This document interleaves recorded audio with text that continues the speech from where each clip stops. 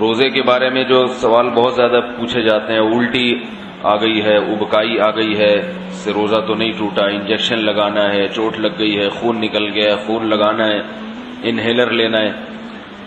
تو الٹی آنے سے روزہ نہیں ٹوٹتا. الٹی آنے سے روزہ اس وقت ٹوٹے گا جب دو شرطیں پائی جائیں گی. ایک یہ کہ الٹی منہ بھر کر ہو بہت زیادہ، اور منہ بھر کر الٹی ہوئی اور آپ نے اس کو نگل لیا تو نگلنے سے روزہ ٹوٹ جائے گا. دوسری شرط یہ ہے کہ الٹی منہ بھر کر ہو، خود سے نہ ہو بلکہ آپ نے جان بوجھ کر کی ہو. منہ بھر کر اچھی طرح سے. منہ بھرنے کا مطلب یہ ہوتا ہے کہ اتنی زیادہ ہو کہ آپ اگر روکنا چاہیں تو وہ روک نہ سکیں. اس کو منہ بھر کے کہتے ہیں. ورنہ اب منہ ہر ایک کا جو ہے کیونکہ وہمی لوگ جو ہے نا، پھر وہ وہمی لوگ جو ہے نا وہ تنگ کرتے ہیں. وہمی کہتے ہیں اب مجھے پتہ ہی نہیں چل رہا کہ میرا منہ بھر کے ہوا ہے یا منہ تھوڑا ہوا ہے. تو بھائی اب منہ تو آپ کا اپنا ہے، میں تھوڑی پتہ لگا سکتا ہوں کہ آپ کا منہ بھرا ہے کہ نہیں بھرا. اس کا ایک فقہا نے ضابطہ بیان کیا ہے کہ اتنا کہ منہ میں روکنا اس کو ممکن نہ ہو. تو چھوٹی موٹی ابکائیاں آتی ہیں، چھوٹی موٹی الٹیاں آتی ہیں، یہ اگر نگل بھی لیں تو بھی روزہ نہیں ٹوٹتا. ابکائی آئی اور آپ واپس لے گئے تو نہیں ٹوٹتا. تو منہ بھر کر ہو اور آپ اس کو نگل لیں، یا نگلیں تو نہیں لیکن وہ منہ بھر کے خود سے نہیں ہوئی بلکہ آپ نے حلق میں انگلی ڈال کے قے کی ہے. تو عام طور پر ایسا کوئی کرتا نہیں ہے روزے میں، اس لیے اس کو اتنا بیان کرنے کی ضرورت بھی پیش نہیں آتی. اس کے علاوہ گلوکوز چڑھانے سے، انجیکشن لگانے سے روزہ نہیں ٹوٹتا.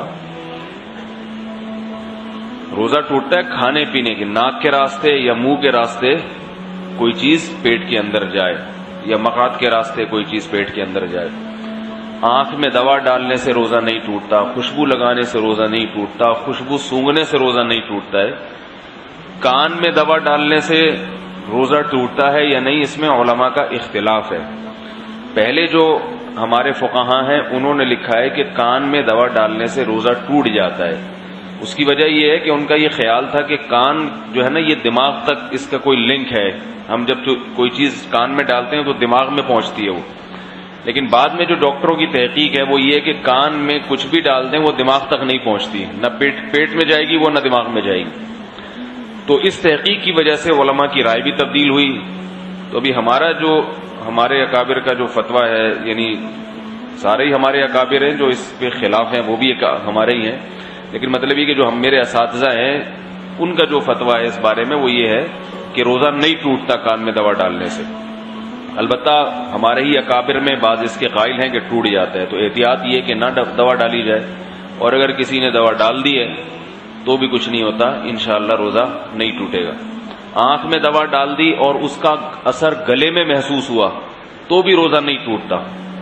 سمجھ رہے بات کو؟ تو سر میں تیل لگانے سے روزہ نہیں ٹوٹتا. احتلام ہو جانے سے، نائٹ فال ہو جانے سے روزہ نہیں ٹوٹتا.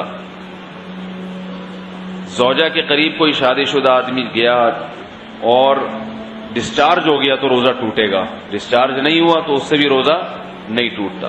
اور یاد رکھیں اگر اس نے ہم بستری کر لی تو پھر جو ہے روزہ بھی ٹوٹے گا اور 60 روزوں کا کفارہ بھی ہے اس کے اوپر. زوجہ سے ہم بستری بالکل حلال نہیں ہے روزے کی حالت میں. اور ویسے جان بوجھ کر روزے میں کھا لیا تو بھی روزہ ٹوٹے گا بھی، اور 60 روزوں کا کفارہ بھی ادا کرنا پڑے گا اس کو. تو رمضان میں کھانے کی اجازت نہیں ہے روزے کی حالت میں. روزہ ہی کیسا جس میں کھانے کی اجازت ہو، تو سزا بھی ملے گی، صرف روزہ نہیں ٹوٹے گا اس میں.